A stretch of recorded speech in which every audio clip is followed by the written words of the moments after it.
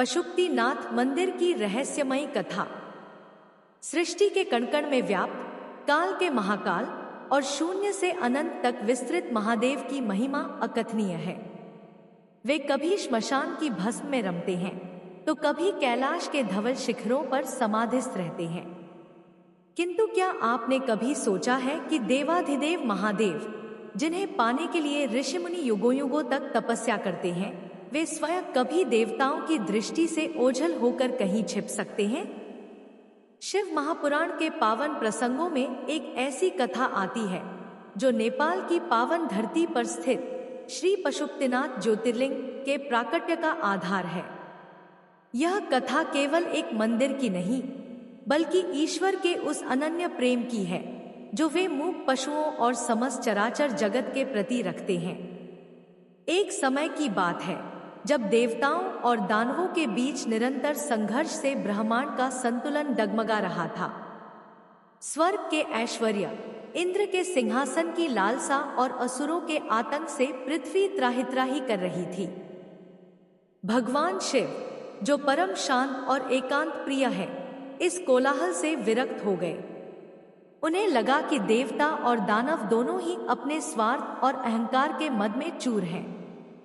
महादेव ने विचार किया कि जब तक मनुष्य और देवगण अपनी वासनाओं का त्याग नहीं करेंगे, तब तक शांति संभव नहीं। अतः एक रात्रि वे अपनी अर्धांगिनी माता पार्वती को सूचित किए बिना ही गुप्त रूप से कैलाश का त्याग कर चले गए। महादेव ने मृत्युलोक की ओर प्रस्थान किया और नेपाल की सुरम्य घाटियों में स्थित श्लेष्मांतक वन को अपना विश्राम स्थल चुना। यह वन अत्यंत सघन, दिव्य औषधियों से युक्त और बागमती नदी के पावन तट पर स्थित था।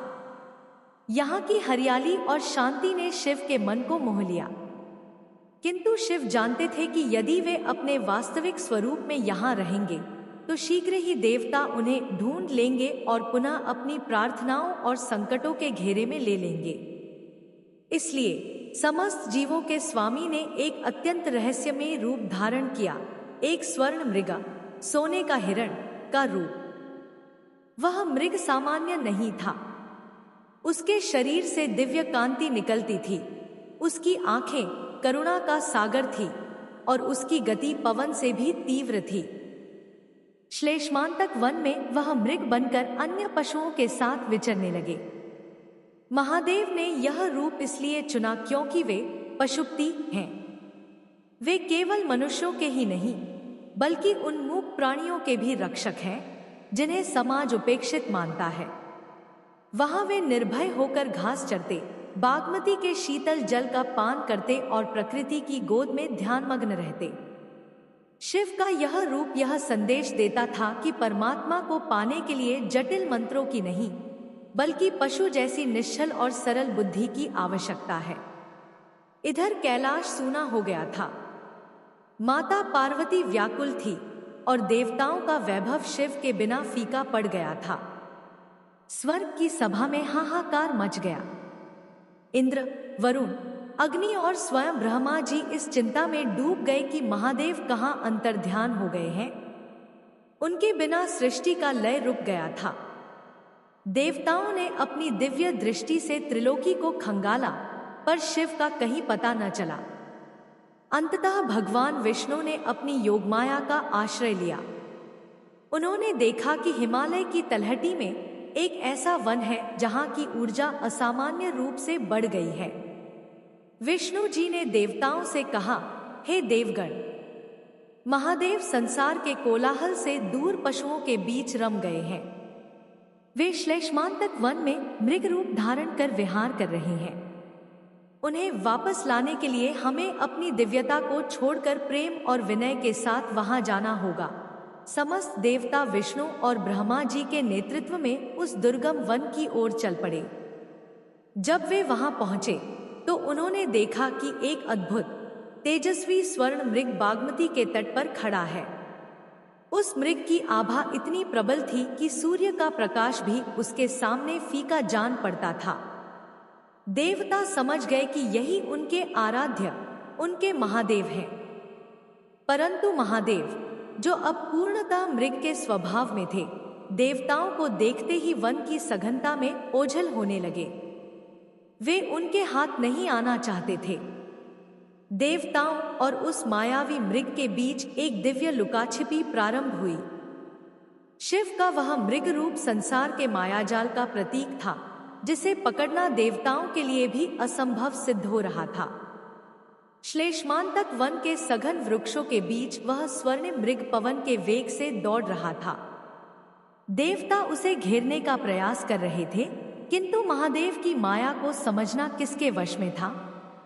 भगवान विष्णु के निर्देशानुसार इंद्र, ब्रह्मा और अन्य देवताओं ने उस मृग को चारों दिशाओं से घेर लिया। जैसे ही देवताओं ने समीप जाने का प्रयास किया, वह मृग छलांग लगाकर बागमती नदी के दूसरे तट पर जा पहुंचा। देवताओं को बोध हुआ कि महादेव सरलता से उनके बंधन में आने वाले नहीं हैं। वे संसार के समस्त बंधनों से मुक्त पशुपति हैं, जिन्हें केवल भक्ति के पाश में ही बांधा जा सकता है। अंततः जब देवताओं ने देखा कि मृग को पकड़ना असंभव है, तब भगवान विष्णु ने अपनी माया का विस्तार किया और ब्रह्मा जी तथा इंद्र को संकेत दिया। जब वह तेजस्वी मृग पुनः एक ऊंची शिला से छलांग लगाने को उद्यत हुआ, तब भगवान ब्रह्मा ने बड़ी तीव्रता से आगे बढ़कर मृग के दिव्य सींगों को पकड़ लिया। ब्रह्मा जी ने मृग के सींग के ऊपरी भाग को थामा, तो इंद्र ने मध्य भाग को पकड़ने का प्रयास किया। महादेव, जो उस समय पूर्णतः पशुभाव में लीन थे, ने मुक्त होने के लिए एक शक्तिशाली झटका दिया। उस अलौकिक शक्ति के वेग से मृग का वह दिव्य सींग 3 टुकड़ों में विभक्त हो गया। वह स्वर्ण मृग तत्काल अंतर्ध्यान हो गया और उसके स्थान पर साक्षात देवाधिदेव महादेव अपने दिगंबर स्वरूप में प्रकट हुए। उनके मस्तक पर चंद्रमा सुशोभित था और कंठ में विष का नीला चिन्ह। महादेव के प्रकट होते ही संपूर्ण वन शिवमय हो गया। देवताओं ने नतमस्तक होकर स्तुति की, हे सर्वेश्वर, हे पशुपति, हमें क्षमा करें। आपके बिना सृष्टि निस्तेज हो गई है। कृपया कैलाश लौट चले। किंतु उस संघर्ष में जो सींग का टुकड़ा ब्रह्मा जी के हाथ में रह गया था, वह भूमि पर गिरते ही एक विशाल और देदीप्यमान ज्योतिर्लिंग में परिवर्तित हो गया। वही स्थान आज पशुपतिनाथ के नाम से विश्व विख्यात है।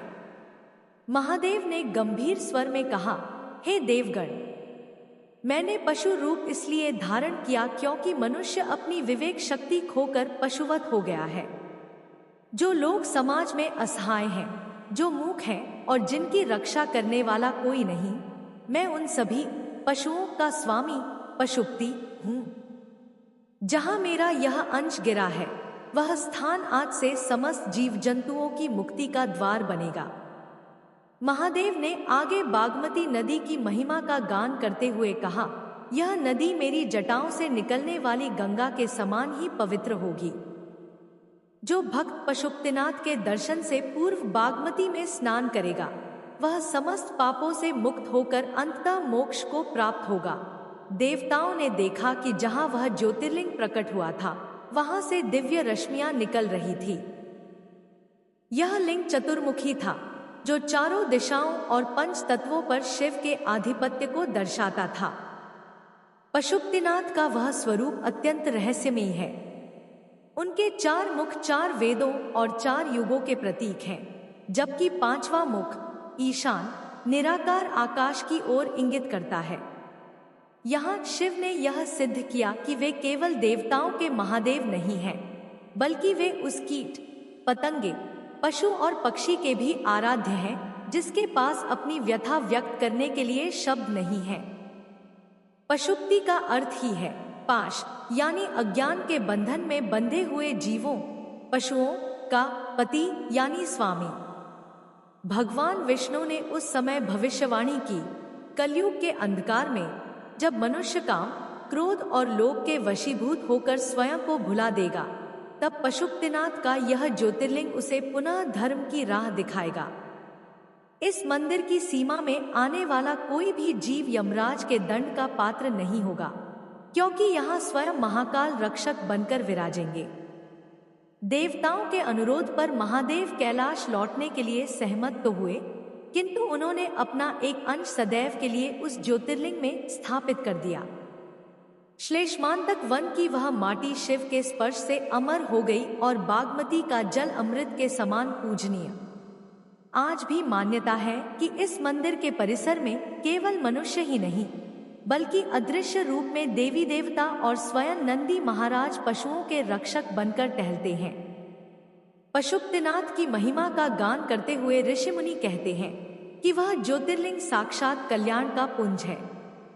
जब महादेव कैलाश के लिए प्रस्थान कर गए, तब देवताओं ने उस पावन स्थान पर एक भव्य मंदिर का निर्माण किया। पशुपतिनाथ का यह मंदिर केवल ईंट पत्थर का ढांचा नहीं, बल्कि आध्यात्मिक ऊर्जा का एक महासागर है। यहाँ की वास्तुकला में शिव के पंचतत्व स्वरूप का दर्शन होता है। मंदिर का चतुर्मुखी शिवलिंग संसार के 4 पुरुषार्थों धर्म, अर्थ, काम और मोक्ष का प्रतीक है। प्रत्येक मुख की अपनी विशेषता है। कोई मुख ज्ञान देता है, कोई संपत्ति, कोई शांति और कोई परम पद। बागमती नदी के तट पर स्थित इस मंदिर की महत्ता का एक और गहरा आयाम है मृत्यु और मोक्ष। बागमती के घाटों पर जलती हुई चिताओं की अग्नि यह स्मरण कराती है कि संसार नश्वर है और अंत में जीव को उसी पशुपति के चरणों में शरण लेनी है। मान्यता है कि पशुपतिनाथ के सानिध्य में जिस जीव का अंत होता है, स्वयं महादेव उसके कान में तारक मंत्र फूंकते हैं। यहाँ शिव महामृत्युंजय बनकर मृत्यु के भय को हर लेते हैं। बागमती का शीतल जल उन आत्माओं को शांति प्रदान करता है जो जन्म जन्मांतर के बंधनों से थक चुकी हैं। पशुपतिनाथ स्वरूप का सबसे गूढ़ अर्थ यह है कि हम सभी जीव पशु हैं जब तक हम अज्ञान के पाश रस्सी में बंधे हैं। काम, क्रोध, लोभ, मोह और अहंकार वे रस्सियां हैं जिन्होंने हमें बांध रखा है। महादेव पशुपति बनकर इन बंधनों को काट देते हैं। जब एक भक्त मंदिर के गर्भगृह में प्रवेश करता है, तो उसे अपनी मनुष्यता का अहंकार त्याग कर एक पशु की भांति निश्चल होकर महादेव के सम्मुख समर्पण करना होता है। जो व्यक्ति स्वयं को ईश्वर का वाहन बना लेता है, उसे ही शिव की प्राप्ति होती है। एक पौराणिक प्रसंग के अनुसार कलयुग के प्रारंभ में जब धर्म की हानि होने लगी, तब महादेव ने नंदी को आदेश दिया कि वे पशुपति क्षेत्र की रक्षा करें। आज भी पशुपतिनाथ मंदिर के प्रांगण में नंदी की विशाल स्वर्ण प्रतिमा स्थापित है, जो एक अपलक दृष्टि से महादेव की ओर देख रही है। यह इस बात का संकेत है कि भक्त का ध्यान सदैव अपने आराध्य पर होना चाहिए, चाहे संसार में कितना ही कोलाहल क्यों न हो।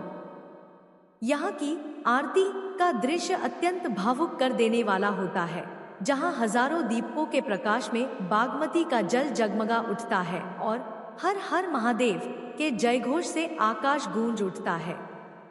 इस मंदिर का एक कठोर नियम है कि इसके भीतर किसी भी जीव की बलि नहीं दी जा सकती। पशुपतिनाथ वह स्वामी है जो अपने पशुओं का वध नहीं, बल्कि उनका पोषण और रक्षण करते हैं। यह मंदिर संदेश देता है कि भक्ति का अर्थ केवल मंत्र पढ़ना नहीं, बल्कि प्रकृति के हर छोटे बड़े जीव के प्रति करुणा रखना है। यदि आपके हृदय में एक चींटी के प्रति भी दया नहीं है, तो पशुपतिनाथ की पूजा अधूरी है। शिव यहाँ सिखाते हैं कि वन, पर्वत, नदी और मूक प्राणी ये सभी ईश्वर के ही विभिन्न रूप हैं। कथा का सार यह है कि महादेव ने मृग रूप धारण करके हमें यह समझाया कि शांति महलों में नहीं, बल्कि प्रकृति की गोद में और सरलता में है। जब हम अपनी इच्छाओं के पीछे मृग की भांति भागना छोड़ देते हैं, तभी हमें शिव मिलते हैं। पशुपतिनाथ के दर्शन मात्र से मनुष्य के भीतर का पशुत्व समाप्त हो जाता है और देवत्व का उदय होता है। आध्यात्मिक संदेश। पशुपतिनाथ की कथा हमें आत्म साक्षात्कार की ओर ले जाती है। क्या हम अपने भीतर के पाश को देख पा रहे हैं?